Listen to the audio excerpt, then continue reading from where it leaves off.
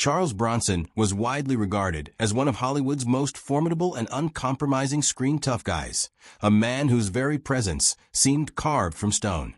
Yet despite that hardened reputation, there was one person who managed to provoke him in a way no rival actor or harsh critic ever could. The incident did not stem from professional competition or a scathing review. Instead, it arose during the production of The Dirty Dozen, when a moment intended as humor struck directly at what Bronson considered his most sensitive vulnerability. The director treated it as light-hearted fun, brushing it off as harmless teasing. Bronson, however, experienced it as public humiliation. The sting did not fade with time. In fact, the resentment lingered so intensely that even 30 years later he was still talking about settling the score. What followed would become known as one of Hollywood's most enduring and bitter feuds. Long before the spotlight found him, fame seemed like an unlikely destiny. Born Charles Dennis Bukinski, he was the 11th child in a family of 15, raised in a desperately poor coal mining community in Pennsylvania.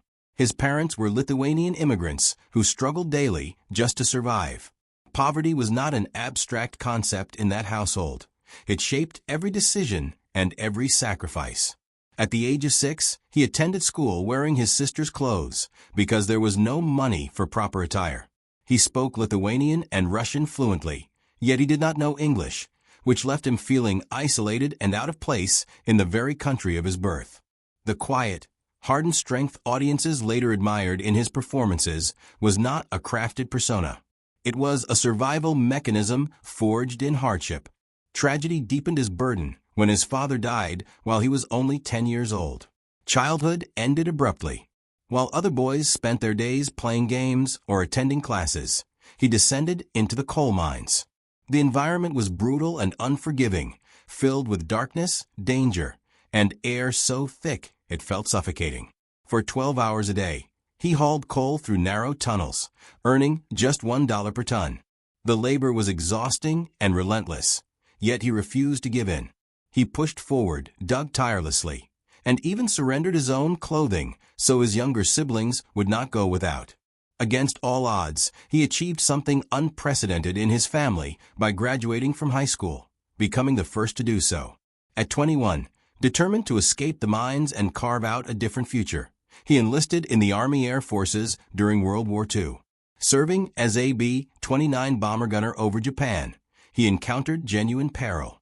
Missions were dangerous, and on one occasion he was wounded in combat, an injury that earned him the Purple Heart.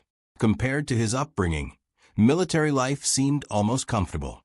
He later reflected that he had never had it that good, explaining that regular meals and a decent place to sleep felt luxurious when measured against the deprivation of home. Although some later questioned the authenticity of his wartime record, official documentation confirmed his service. When the war ended, he drifted through a variety of jobs, searching for direction. His breakthrough did not arrive through a dramatic audition, but through an unexpected invitation from a small theater that hired him to paint sets. While working near the stage, something awakened in him. He began accepting small acting roles and quickly revealed an instinctive talent.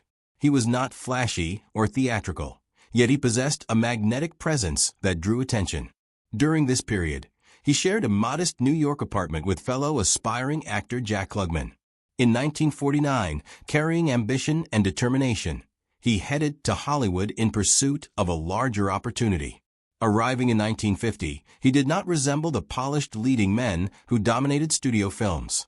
His face reflected years of hardship, his features rugged and weathered. Casting directors did not see a matinee idol. Instead, they saw a muscular figure with a stoic expression suited to criminals, henchmen, and nameless toughs. He was handed roles with little dialogue, often without even a proper character name, existing on screen only to deliver a punch or take a fatal shot. At that time, he was still credited as Charles Bukinski. During the tense atmosphere of the McCarthy-era Red Scare, he realized his birth name sounded too foreign. To blend into an industry that favored conformity, he adopted the surname Bronson, inspired by the Bronson Gate at Paramount Studios. That simple change would prove essential to his survival in Hollywood. Throughout the early 1950s, he appeared in numerous productions, frequently as background, muscle, or anonymous soldiers. Even when cast alongside established stars, he remained largely unnoticed.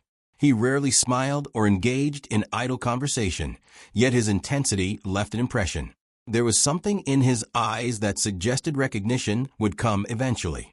In 1954, Drumbeat offered him a more substantial opportunity. Starring opposite Alan Ladd, he portrayed Captain Jack, a Modoc warrior resisting the United States government in a story drawn from historical events. Without relying on heavy dialogue, he conveyed pride, anger, and deep emotion through subtle expression. One reviewer remarked that he had stolen the film, a statement that felt like a signal that he was no longer invisible. In a closing jail cell scene, he revealed an unexpected layer of humor and humanity, demonstrating qualities Hollywood had previously overlooked. For the first time, audiences truly began to notice him. For years later, Machine Gun Kelly placed his name prominently on a movie poster.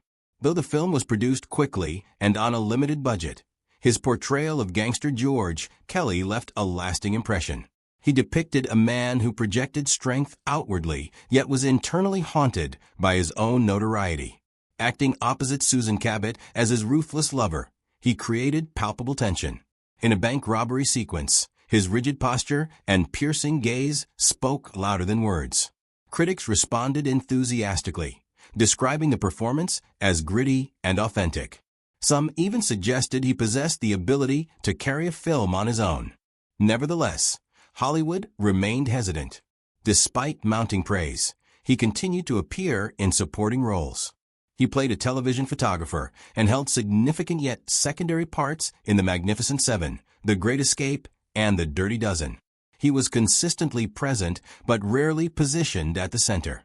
By his 40s, many actors might have abandoned the pursuit of stardom, but persistence defined him. While American studios wavered, Europe embraced him wholeheartedly.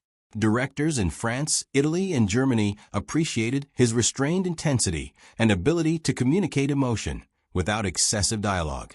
International audiences elevated him to celebrity status before the United States fully recognized his appeal. For years, Hollywood executives had labeled him too ethnic, too rough, or even unattractive. He once quipped that he resembled a rock quarry blasted with dynamite, and casting decisions seemed to support that view, frequently assigning him roles as Native Americans, Mexicans, Greeks, Italians, or other characters perceived as foreign. A significant shift occurred when John Sturges cast him as Bernardo O'Reilly in The Magnificent Seven. At 39, he was older than most actors experiencing a breakout moment, yet the role highlighted his depth. As a thoughtful gunman who understood that courage extended beyond wielding a weapon, he delivered a poignant speech to village children, reminding them that their fathers, who labored daily in the fields, were the true heroes. The film achieved remarkable success in Europe, further strengthening his international reputation and proving he could convey profound meaning through subtle gestures and controlled movement. 3 years later, The Great Escape provided another defining role. Again directed by Sturges, he portrayed Danny, a soldier plagued by claustrophobia who was tasked with digging tunnels for a daring prison break. Having spent his youth in coal mines following his father's death, he understood the suffocating terror of confinement.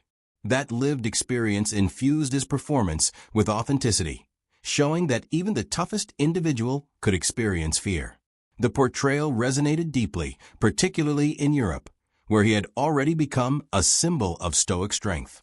As his career flourished, his personal life became increasingly complicated. During the filming of The Great Escape, he developed feelings for actress Jill Ireland, who at the time was married to his co-star and friend David McCallum. After his mother passed away, he openly pursued the relationship, surprising many and causing tension. His own marriage was also deteriorating. In 1968, he married Ireland, and the two remained together for more than 20 years, appearing in over a dozen films as co-stars. By the 1970s, as he finally achieved widespread recognition in America, they emerged as one of Hollywood's most prominent couples. The production of The Dirty Dozen in 1966 reinforced his tough guy image.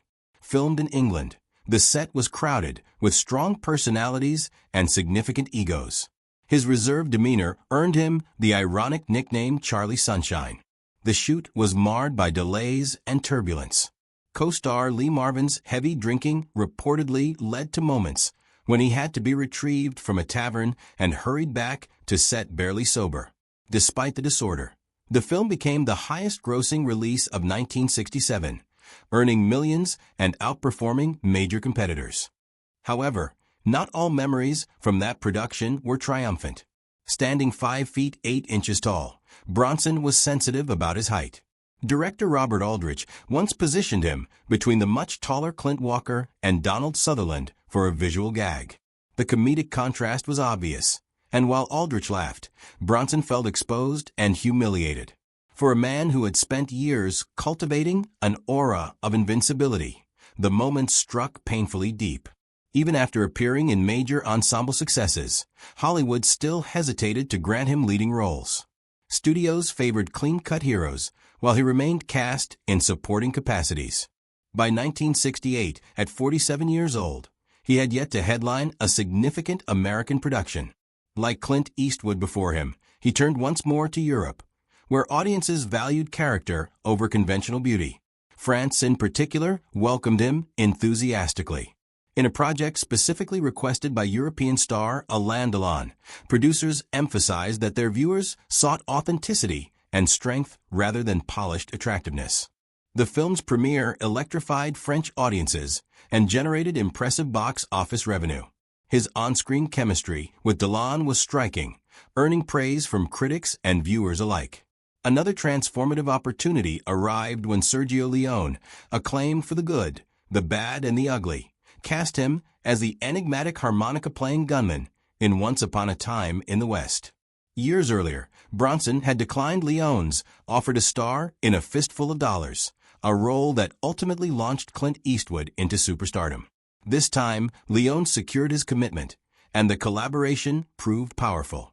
The film achieved enormous success across Europe, running for a year in Paris and thriving in Italy, Germany, and France. Leone later described Bronson as his finest actor, captivated by his silent intensity and controlled physicality. Rider on the Rain followed, a dark French thriller that earned him a Golden Globe and cemented his reputation as an international icon. Success continued to build steadily, film after film. The child who once labored in the coal mines for $1 per ton had transformed into a global star, his quiet strength commanding screens around the world and ensuring that he could no longer be overlooked.